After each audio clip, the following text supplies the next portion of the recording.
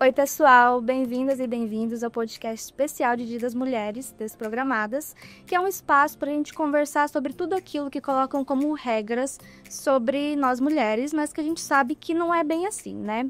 Eu sou a Júnia, assistente de comunicação corporativa aqui na Tato e também faço parte do Comitê de Diversidade da Tato. Bom, desde pequena a gente, como mulher, cresce ouvindo frases que tentam ditar como a gente tem que se portar, como a gente tem que falar, como a gente tem que trabalhar. E hoje a gente está aqui para falar um pouco sobre isso e também para falar sobre como desconstruir, né, desprogramar esses códigos que colocam sobre a gente. E para falar sobre isso, eu tenho aqui comigo 3 convidadas muito especiais. Primeiro temos a Bruna, que é coordenadora de recrutamento e seleção executivo e também de DO aqui na Tato. Bem-vinda, Bruna. Obrigada pela sua presença. Eu que agradeço. Para mim é um prazer participar desse momento tão interessante, tão relevante para a nossa sociedade, para a nossa empresa. Eu estou à frente hoje, junto com outras mulheres, de um projeto muito bacana, cujo público-alvo é composto por mulheres especialistas de atendimento e ocorrem encontros estruturados onde o objetivo é inspirar e capacitar essas mulheres para que elas possam superar os seus desafios profissionais, pessoais e também para que elas possam alcançar objetivos pessoais e profissionais também. Nesses encontros, as temáticas são voltadas para autocuidado, para questões de carreira, para questões também de saúde física e mental. Então é bem gostoso participar de tudo isso e a Tata é uma empresa que nos proporciona esses espaços que são muito legais. Perfeito, obrigada de novo, Bruna. A gente também tem a Regina, que é assistente social aqui na Tato. Bem-vinda, Regina. Obrigada por ter aceitado participar com a gente hoje. Muito obrigada pelo convite que foi feito. Muito feliz de estar aqui participando dessa conversa. Eu sou Regina, assistente social. Desenvolvo um projeto aqui na Tato voltado especialmente para as mulheres que estão gestantes, que é o Tato Materno. Nesse projeto, o Serviço Social acolhe a gestante, passando informações diversas sobre nutrição, sobre a parte física, emocional e não só dela, como da criança, né, do puerpério, do pós-parto, né? Então, tem todos esses encontros que a gente passa essas informações, orientando, porque é muito ímpar esse momento da mulher que é a gestação. E por mais que não seja a primeira gestação, seja a segunda ou a terceira, cada gestação é única.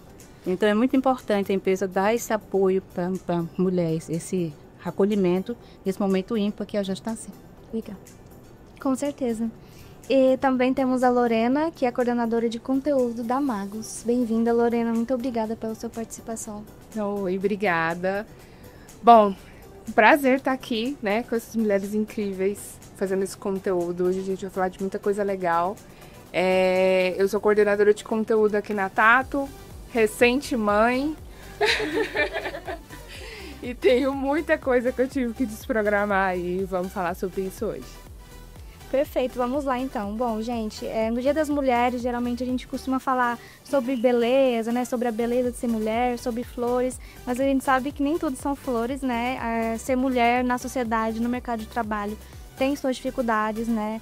E eu queria saber um pouco da experiência de vocês com essas dificuldades, né? Com essas programações mesmo. Você tem que ser mãe, mas você não quer ser mãe, tá errado também. Tem que trabalhar, mas não quer trabalhar, tá errado. Essas coisas, esse roteiro que a gente tem que seguir. Como que é isso pra você, por exemplo, Bruno? Então, eu enquanto mulher passei por 14 anos casada, sem ter filhos. E por um tempo eu decidi que não teria. Quando entendi que era o momento, fui surpreendida pela vida que me trouxe uma notícia de infertilidade por parte do meu esposo. E aí, por meios naturais, não seria possível realizar esse sonho. Nós passamos por um processo, é um universo apartado que eu não conhecia, mas que passei a vivenciar muitas situações, muitas experiências que me fizeram refletir sobre os rótulos, sobre as categorizações e sobre as obrigações enquanto mulher. Passei por alguns comentários do tipo: vai ficar pra titia? Você é muito egoísta por não ter filhos? E mal sabiam as pessoas que o que me impedia naquele momento de ter, né, de conceber, era uma situação fisiológica. Então eu tive que me reinventar, me reorganizar para assumir esse lugar de infértil. E não foi fácil.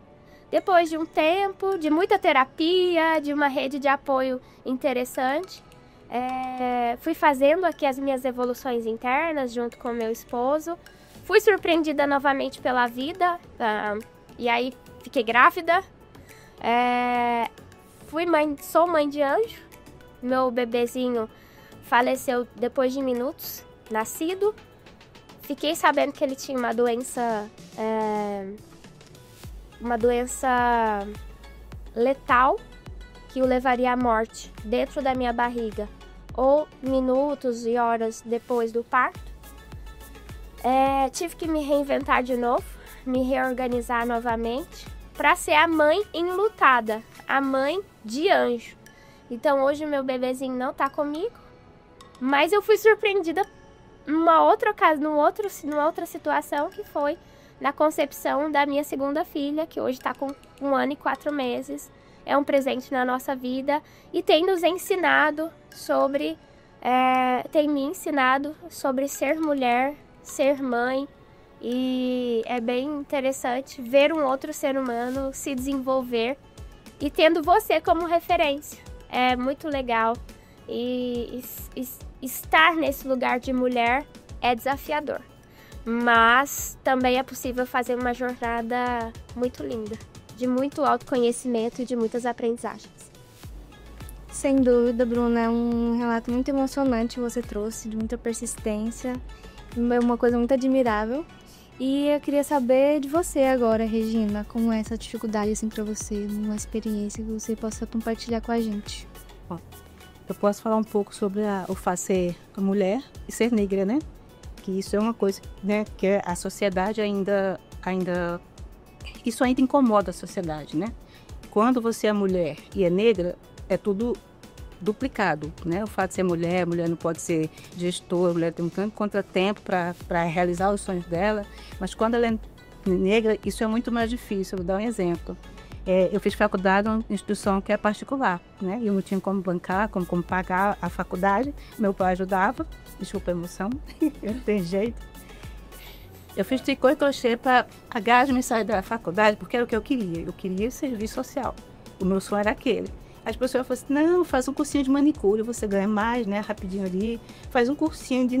Assim, como se eu fosse incapaz de atingir o meu sonho, de alcançar o meu sonho. Eu falei: eu quero serviço social, eu vou fazer serviço social. E quantas noites eu passei estudando, fazendo tricô, fazendo crochê, porque eu queria aquele diploma, né? E quando eu consegui, né, finalmente me formar, eu lembro da colação de grau, a professora falou assim: quem aqui já tem emprego, né? Quando eu falei, levantei a mão, olhei para um lado, olhei para o outro, só eu tinha emprego, só eu tinha conseguido emprego na área, né? Que é o que eu queria aqui, que era de empresa, serviço social organizacional. Isso me deixou muito feliz, tipo assim, eu lutei tanto e eu cheguei. Né? Eu cheguei onde eu queria exatamente. E aí tem uma longa carreira, né? Já tem alguns anos nessa área de serviço social, mas eu nunca desisti. Eu sempre brinco, falo que eu fiz serviço social, eu sou assistente social, mas acima de tudo eu sou insistente social, né? Porque eu insisto em tudo, insisto assim na luta, da certeza que se você quer, você consegue. Dificuldades tem muitas lágrimas no travesseiro e até mesmo fora dele, né? Mas o negro tem que mostrar diariamente, né, que ele é capaz. Ele tem que ter uma força um pouco a mais para conseguir se manter na sociedade, né? Então, o negro ele tem que lutar um pouco mais do que todas as outras pessoas para se manter no local onde ele chegou com muito esforço, o local que ele sonhou, que ele alcançou. E mesmo assim, se for difícil chegar até lá, também é difícil se manter. E aí eu torno a falar: mulher, negra, é tudo ao quadrado, gente. É tudo difícil. Mas gratificante. Quando você olha para trás, quantas lutas, né? Quantas lágrimas, né? Mas quando você chega, você fala assim, cheguei, e aqui eu quero ficar, né? Quero crescer, quero continuar crescendo. É o que eu costumo falar muito, que a gente é programada para ser guerreira, a gente é programada para fazer tudo ao mesmo tempo, a gente é programada para ser multi. Sim. Mas às vezes a gente não quer, não. A gente quer desprogramar um pouquinho e respirar, até para a nossa saúde mental, para o nosso bem, isso às vezes é importante, né? Sim. Eu tenho muita essa dificuldade como mulher e percebo que também a gente é cobrada para ser multi, sabe? E existe uma carga, eu falando, complementando aqui um pouquinho a fala das meninas, já existe toda uma carga, algo que se espera por a gente ser, só por ser mulher. Eu venho de uma família de 3 irmãos, eu fui a caçulinha, então a única mulher. Fui criada como uma princesinha, então eu deveria ser a menininha que faz aquilo. Mas hoje eu acho isso horrível. E se eu fosse mãe de menina, eu queria que ela fosse totalmente o contrário. Porque eu nunca subi numa árvore, eu nunca ralei o joelho brincando de alguma coisa de menino na rua, de bola na rua, porque eu era menina, né? Então eu tinha que ser a menina que brinca de boneca, que brinca de casinha, que brinca de comidinha. E isso é algo que eu desprogramei. E quando eu decidi ser mãe, antes de saber se era menino ou menina, eu tive essa conversa com meu marido, sabe? Eu falei, cara, se for menino ou se for menina, ele vai brincar ou ela vai brincar do que quiser. Seja um menino que queira brincar de boneca, que queira brincar de cozinha, vai brincar. Seja uma menina que queira jogar bola, vai jogar. Porque eu acho que isso é algo que a gente acaba criando desde pequeno nas nossas crianças e vai dando muito trabalho para desprogramar. Eu tive muito trabalho para desprogramar essas coisas, sabe? Do que eu tinha que ser a mãe dona de casa, mas quando eu cresci, eu parei e falei assim, gente, mas quem disse que eu tenho que ser mãe? Eu tenho que ser mãe? E como a Bruna, só que por outro motivo, por uma decisão minha, eu fiquei com meu marido ali por 16 anos, os dois sem querer ser pais, sem querer ter filhos. E a gente foi pai quando a gente decidiu, sentiu no coração que a gente tinha essa vontade. Mas a cobrança foi gigantesca. Ainda mais por ser a única mulher de 3 filhos homens. O segundo filho dos meus pais, ele morreu bebê também. Nasceu prematuro e não resistiu. Mas de 3 filhos homens, meu pai tinha um sonho de ter uma menina. E aí aquela menina não trazer um neto, mesmo que ele já tinha neto de todos os outros filhos, pra ele, meu Deus do céu, era uma cobrança. Todo Natal, então, meu Deus. Terrível. E o netinho vai sair quando? Exatamente, o netinho vai sair quando? Quando é que vem isso? Aí vem aquela brincadeira chata pro meu marido também, né? Não dá conta. Gente, pesado. É horrível. E aí teve um dia que eu brinquei com meu pai. Falei assim, eu não tô dando conta nem de mim. Não tô dando conta nem do meu dia a dia. Não tô dando conta, mal tô dando conta de me ver viva, me manter viva, que é comer saudável, é fazer alguma atividade física, é o trabalho 8 horas por dia, é estudar, já é muita coisa. E aí, será que eu conseguia ser mãe?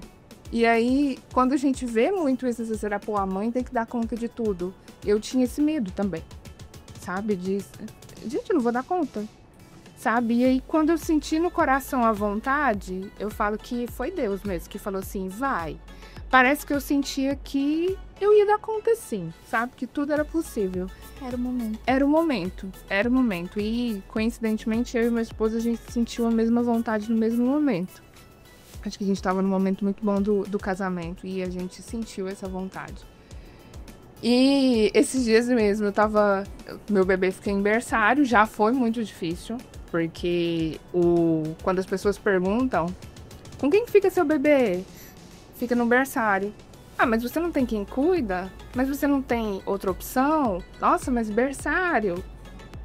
Só isso já é horrível, né? Como se a mãe, né, tivesse outras opções. E se achasse que não fosse uma opção certa para o meu filho, eu não, né, logicamente eu não faria. E as pessoas se acham no direito de opinar muito mais na vida da mulher, na minha opinião, do que na vida do homem. Isso é pesado pra gente. Sim. É muito pesado pra gente. É como se a responsabilidade estivesse toda em cima de você e não também do seu marido. Exatamente. Bom, a gente está conversando aqui com mulheres que têm papel de liderança ou que tocam projetos muito importantes aqui na Tato. Então eu queria trazer essa conversa um pouco para esse lado profissional.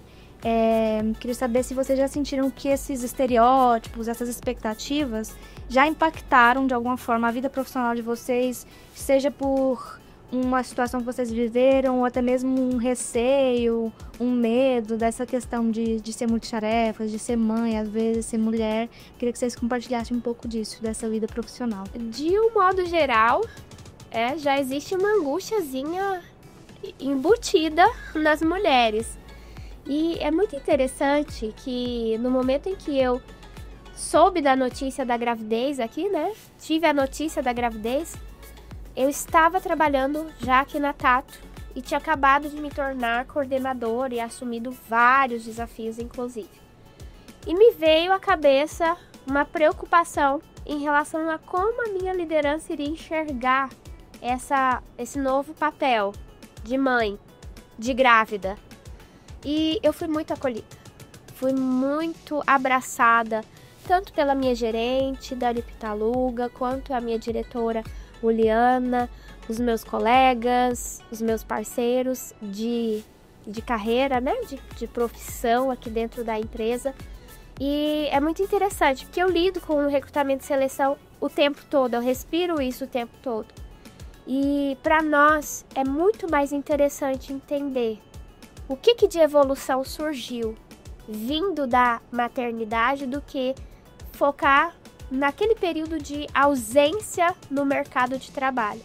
Então, a vivência de uma mãe, por exemplo, ela pode nos trazer para o ambiente organizacional muitas competências. Gestão do tempo, gestão de multitarefas, organização interna, resiliência, paciência, domínio próprio, comunicação.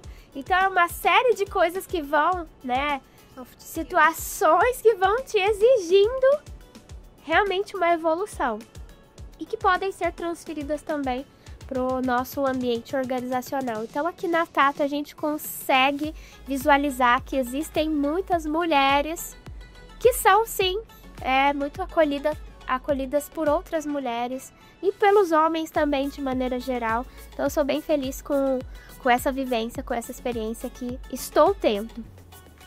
Isso é muito importante, né? Porque na maioria das vezes, quando é um homem, isso não é nenhuma questão, né? Se você é pai, vai ter filho, não tem esse entendimento de que isso vai trazer algum obstáculo para a vida profissional. E quando é mulher, geralmente costuma se ter, né? Essa questão. Então, é muito, muito interessante esse lado que você trouxe, desse acolhimento, que é muito importante a gente ter aqui na Tato. E é importante essa fala sua do recrutamento, né? De que é mais importante o que a pessoa tem de bom, tem a oferecer, do que o tempo que ela passaria em ausência. Eu já passei por entrevistas, não aqui na Tato, mas em outras empresas fora, em que eu percebi que houveram perguntas só porque eu era mulher, sabe? Aquelas perguntas pretensiosas. Tem filhos? Na época eu não tinha. E eu já passei por entrevista que eu tive que falar assim, não tenho e não quero ter. E eu percebi o sorriso na voz de quem estava falando, o sorriso no rosto de quem estava em entrevista. Alívio. E aí, na época, eu estava muito no momento de carreira e tal, e acreditei que aquilo era certo, sabe? Depois, passado um tempo, a gente passa a pensar de outra forma, e eu falei assim, gente, poxa, que errado, sabe? E o quão errado eu tive que me modular e achar que estava certo eu ter que falar isso para ser contratada, sabe? E para eu ser uma concorrente a ser aceita, sabe? E isso é muito pesado. Cruel. Isso é muito cruel. Por que tem que ter essa escolha entre vida pessoal e carreira? Exatamente. Por que por eu ser mulher, eu sou escolhida de uma forma diferente? A gente sabe que isso no mercado de trabalho acontece, né? O homem, ele não tem licença maternidade. O homem, quando acontece alguma coisa na escola, quando a mulher, que acontece, inclusive, já vou finalizar, mas um ponto que a gente passou muito por isso, Durante a minha gestação, desde o primeiro momento, meu marido se prontificou. Se prontificou não, ele decidiu que ele queria participar de tudo. Então ele foi em todas as consultas, em todas as ultrassons, em todos os exames. E ele sofreu muito por ter que pedir para sair do trabalho por isso. Quando o bebê nasceu, a mesma coisa, gente. Hoje eu vou precisar sair um pouquinho mais cedo porque é dia de pediatra do Heitor. A primeira pergunta que ele sempre escuta: ué, mas e a sua esposa? Como se a mulher fosse obrigada a levar a criança ao médico, mas o homem não pode sair do trabalho para aquilo. Eu falo: minha esposa vai comigo. Ele também é meu filho, eu também quero participar disso, eu quero acompanhar o crescimento dele. Isso para mim é importante e é inegociável. Então, lógico que a gente sempre tenta ajustar momentos, ou no fim do dia, ou no início do dia, para ficar mais fácil dos dois se ausentarem do trabalho, e mesmo assim existe isso, né? Então, não se espera que o homem seja assim, mas espera que a mulher se vire, né? Que o povo fala muito que o filho é da mulher. Não, o filho é dos dois. Vamos desprogramar isso aí. Claro, sim. Eu queria, tirando um pouquinho do tema maternidade, assim, né? Porque a gente tá falando com mulheres que são líderes, né? Que tem uma equipe ali. Eu queria saber, assim, se por ter esses cargos importantes, em algum momento vocês já sentiram uma certa pressão, até talvez uma insubordinação, assim, de não, você é mulher, aquela coisa que a gente fala do mansplaining, né? Não, por exemplo, eu sou especialista em comunicação e ia ver um homem que não sabe sobre comunicação tentando me explicar. Não sei se você já tá vendo aquele meme, tentar me falar isso. Logo eu que sou especialista em comunicação. Pra saber se vocês já viveram uma coisa assim. Eu já tive gestor homem, que nas reuniões eu percebia que o meu time tinha mais homens do que mulheres. E nas reuniões, principalmente de time, eu era tratada de um jeito diferente. Quando eu tentava me pôr à frente do projeto, sempre ele tinha que estar junto. Parece que ele não confiava de eu entrar nas reuniões com o cliente, de eu conseguir apresentar o projeto de uma forma assertiva, mas ele confiava nos outros, sabe? E sempre que eu estava lá, teve reunião que eu pedi, falei assim, deixa eu apresentar, até para eu acredito que eu consigo. Gente, até porque eu sabia muito mais do projeto do que ele, porque eu estava criando o projeto, eu estava à frente do projeto, ele estava me apoiando, mas ele não entendia tão bem. Então eu pedi para apresentar, eu apresentava, mas ele repetia. Eu falava e ele repetia de outras formas, isso é, como se eu não fosse capaz, né, de falar, ou como se precisasse que um homem falasse para que a minha fala fosse validada. Isso foi extremamente desconfortável. Graças a Deus eu não fiquei muito tempo com esse gestor, mas aconteceu e é horrível. E com certeza isso não aconteceu com os meus colegas homens. Eu tô aqui me acordando da empresa onde eu trabalhei, que eu tinha que ir numa outra empresa apresentar a que eu trabalhava, né? E o meu gestor não queria deixar que eu fosse, né? A gente tinha todo o material pronto, é sempre um colega homem que ia, né? Aí nesse dia eu não podia ir por algum motivo. Não, gente, remarca a apresentação. Eu falei, não, eu consigo apresentar. Não, se quer, eu consigo apresentar, né? Falou pra mim com cara de confiança total, né? Será que ela vai apresentar? Eu vou apresentar. Aí o gestor aceitou que eu fosse fazer a apresentação. Eu fui, todo o material, né? Cheguei lá, um homem foi me receber o gerente, né? Dessa empresa de apresentação. Aí ele falou assim, que eu tô com pouco tempo, eu tenho 3 minutos para você me apresentar isso aqui. Eu falei, agora eu não vou dar conta nunca, né? O meu gestor já falou que eu não vou dar conta. Outro fala que eu tenho só 3 minutos. Eu vou até, esperei o fone e falou, tudo bem. Abri o notebook, comecei a apresentar, né? Aí vi que passaram 3 minutos, 4, ele, prestando atenção e tal. Aí eu falei assim, desculpa, o senhor tinha só os 3 minutos. Não, agora você tem o tempo que você quer. Eu tô entendendo e tô gostando da sua apresentação. E nisso a gente ficou mais ou menos uns 10 aqui fazendo a apresentação. Resumindo, a proposta foi aceita, o contrato foi assinado e o meu colega perdeu o cargo porque eu assumi o lugar dele, né? Mas ele perdeu esse cargo, mas ficou em outro, né? Eu peguei esse cargo dele, né? Mas é uma história bem interessante, assim, que prova que eles entendem que a mulher é incapaz de fazer isso. Eu fiz dentro do templo, estava fechando um pouquinho dentro do templo, e foi, assim, um desafio, porque eles não deixariam isso se não tivesse acontecido esse contratempo com o meu colega, né? E quando você fala dessa questão de mulher multitarefa, aqui eu falo até representando 95% das mulheres da Tato, são as que eu atendo aqui, é muito isso, né? Eles trabalham aqui fora, aqui na Tato, elas trabalham fora de casa, aqui na Tato, eles têm a família, eles têm tudo, e às vezes o marido também trabalha, mas ele chega em casa, eu vou fazer outra coisa, eu vou jogar sinuca, vou brincar com os filhos, ver futebol, ver um videogame, e todo o serviço, as funções de casa, ficou tudo para ela. Então eu chego aqui exausta, né? E uma coisa que me chama muita atenção e que muito me dói enquanto mulher é que quando o casal separa, obrigatoriamente os filhos ficam com a mulher, porque filho é de mãe, né? A gente sabe que não é, mas, né, na fala diz isso, o filho é da mãe. E muitos homens vão fazendo uma família, 2, 3, mal pagam a pensão, e quando eventualmente uma mulher separa e deixa o filho com o marido, o mundo acabou, né? Porque o que acontece? Que mulher que é essa? Não sabe ser mãe, nunca foi mãe, né? Então, assim, a sociedade ainda afirma muito isso. O filho é da mãe. Quem tem que cuidar é a mãe, né? E quando elas chegam lá na minha sala buscando alguma ajuda nesse momento de dificuldade, separação, ou, enfim, alguma dificuldade que elas estejam passando, e que elas recebem um acolhimento, uma ajuda física, né? Que é a cesta básica que a gente doa. Eu vejo no olhar delas, tipo assim, que bom que eu recebi isso. Eu faço questão de reforçar.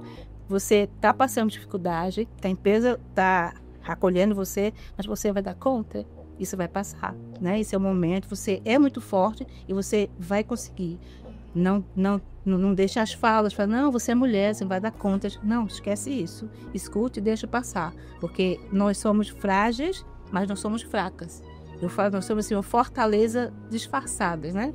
Nós somos muito fortes e capazes, né? Só precisa acreditar e saber disso, ter consciência disso e agir com essa força e com a fragilidade, porque se a gente colocar muita força, os homens vão ficar com medo da gente, então com a gente deixa passar. Bom, vocês falando sobre experiências, né, com liderança masculina, faz a gente pensar que hoje as mulheres que são lideradas por vocês não passam por isso, né? E daí a gente vê a importância de ter mulheres em cargos de liderança. Então, eu queria trazer um pouco esse lado, né? Vocês que são mulheres líderes, que tocam projetos importantes, tem pessoas lideradas, e são mulheres que quebram, né, desprogramam esses códigos. Como vocês diriam, com exemplos práticos e também com ações que a gente pode fazer, como continuar, né, quebrando esses códigos, desprogramando e quebrando estereótipos no que se diz respeito a mulheres no mercado de trabalho e na sociedade. Tá? Eu vou trazer uma informação aqui que é muito relevante, pensando no quadro geral da Tato. Hoje, nós temos 64% desse quadro composto por mulheres e 48% dos nossos cargos de liderança são ocupados por mulheres. Então, tá quase metade. E isso evidencia não apenas a preocupação da Tato com as nossas mulheres, mas também a liberdade que todas elas têm em fazer as suas escolhas, pensando em carreira, em autodesenvolvimento. E nós oferecemos aqui uma série de projetos que visam realmente o desenvolvimento do capital humano. E aqui na Tato, por exemplo, no Mulheres de Excelência, que é um projeto que eu mencionei agora há pouco, as mulheres, nós temos evidências de evolução de indicadores, de pessoas que foram promovidas pós participação do projeto, então é bem legal evidenciar tudo isso, que é uma realidade nossa. Mulheres empoderando mulheres, né? Sim. Perfeito. E eu acho que isso faz muita diferença. Quando nós nos complementamos. Não se trata de uma competição, se trata de uma complementação. Nós nos complementamos das nossas qualidades, das nossas oportunidades. Isso é ser Tato também. Às vezes, por ter, sei lá, algumas empresas pode ter um número limitado de mulheres. Então, acho que esse ambiente de competitividade entre mulheres se dá muito por isso. Porque, não, aqui só tem uma cota mínima para mulheres e vai ser eu, você ou você. E quando a gente tem essa pluralidade de mulheres em diferentes áreas, diferentes cargos, não é o que acontece, né? A gente vê que juntas nós realmente somos mais fortes. Excelente. Regina. Quando o Serviço Social criou o Tato Materno, né? Com certeza ela foi pensando nisso, né? Acolher a mulher, mas não ficou só no Tato Materno, né? Depois se conseguiu implantar o projeto dos parceiros sociais, em que eu acho que 90% ou mais são as mulheres, que são microempreendedoras, né? Que vêm aqui e vendem o produto delas, ou seja, elas deixam de ser a dona de casa, elas buscam uma independência ou mesmo sustento a família, fazendo as vendas aqui dentro da Tato, dentro desse projeto de parceiros sociais. Então, isso é uma forma de apoiar a mulher, de fortalecer, né? A mulher na sociedade, enquanto algumas são mantenedoras da casa. Então, eles precisam dessa renda para fazer isso. É uma parceria com as mulheres, né? E também outro projeto que é o Bazar Social. Nós recebemos roupas para serem vendidas em troca de alimentos, e a maioria que doa são mulheres, né? E a maioria que compra são também mulheres. Então, é um movimento muito nosso, né? De ver uma roupa assim, eu já não quero mais, eu vou doar essa roupa, eu já compro outra. Então, assim, esses projetos, Tato Materno, Parceiro Social e o Bazar Social, eles atuam quase que diretamente com as mulheres. Tem, é claro, a participação masculina, sempre tem, felizmente, mas o grande percentual é de mulheres. E a gente tem um papel aqui como em liderança, né, de representatividade, sim, né, Bruna? Que bom. Que bom. Que bom. De provar que é possível, né? Para aquela, eu já tive, quando eu era supervisora, eu lembro muito bem de uma colaboradora que sofreu um relacionamento abusivo, e ela estava tentando se reerguer, sabe? Morando em outra cidade, meio que fugindo do marido que, enfim, e tentando criar o filho sozinha, numa cidade nova, só tinha terminado o ensino médio. E aí eu lembro que ela, na época, foi quando começamos a ter parcerias com as faculdades. E aí eu lembro muito bem dela ter comentado, falou assim, nossa, que legal, pena que eu não consigo, nem com isso eu consigo.